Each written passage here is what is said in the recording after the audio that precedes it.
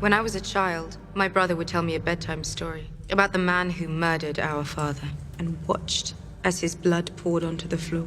He told me other stories about all the things we would do to that man once we took back the Seven Kingdoms.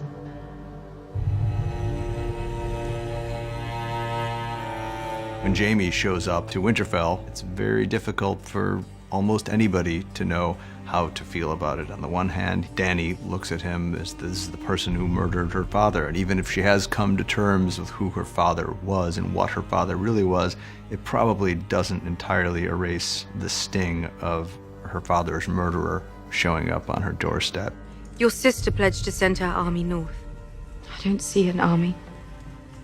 She never had any intention of sending her army north. Tyrion has made a number of mistakes now, and Dany's really at the end of her patience because she has a lot of fondness and respect for Tyrion, but many of his plans have really gone awry.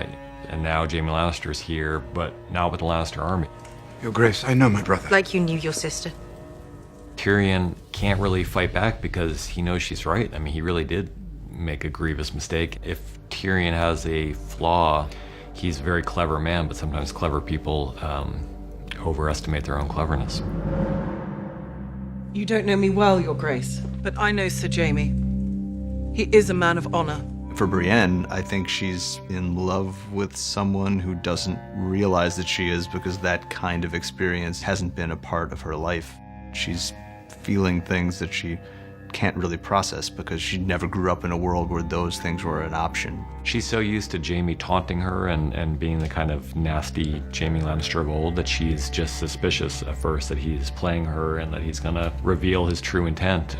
I'm not the fighter I used to be, but I'd be honored to serve under your command, if you'll have me. He really believes in her as a soldier and he wants to be there next to her, so I think she's really shocked by his sincerity. Lady Sansa, I was hoping we could speak alone. Dany comes to Sansa with a bit of an olive branch, trying to find a way inside that kind of cool exterior that Sansa presents. And one commonality between them is they both love Jon. Dany's his lover and Sansa's his sister. It's very much coming at it from the point of view of a monarch trying to make peace with her subject. And Sansa's not quite willing to accept Dany as her monarch yet. She's suspicious of people for a reason. What about the North? It was taken from us.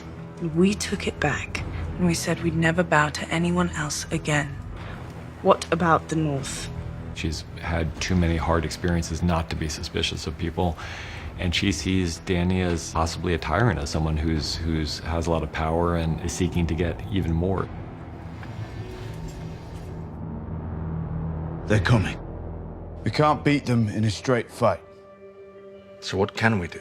In the War Council scene, there's a lot going on under the surface. The most important thing about that scene is understanding the lay of the land and understanding what their intentions are, what their plans are, what their expectations are, so we know what we're looking at. The Night King made them all. They follow his command. If he falls, getting to him may be our best chance. Things may not go entirely according to plan, so we thought it was very important for people to know what everyone in the room expected to happen, was worried would happen, hoped would happen. In addition to that, there are a lot of human moments. We'll put you in the crypt where it's safest. No, I'll wait for him in the Godswood. We're not leaving you alone out there. He won't be. I'll stay with him. One thing that was definitely going on was how Theon felt after returning to Winterfell and how he's using this battle as an attempt to try to make good to the extent that that's possible on the horrible mistakes that he made. I took this castle from you. Let me defend you now.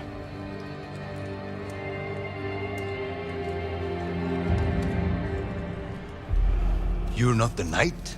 Women can't be knights. Why not? Tradition. Any knight can make another knight. Kneel, Lady Brienne. Brienne has been more knightly than any of the knights I think we've seen. I mean, she's a paragon of strength and honor and being true to your word. When Jaime knights her, it's a general kind of validation she's wanted her whole life. But even more importantly, it's the acceptance and validation of Jaime, who she obviously has feelings towards that she's never really come to terms with or even allowed to bubble to the surface of her consciousness, but they're there all the same, and we can see all of those things swirling. Sir Brienne of Tarth, Knight of the Seven Kingdoms.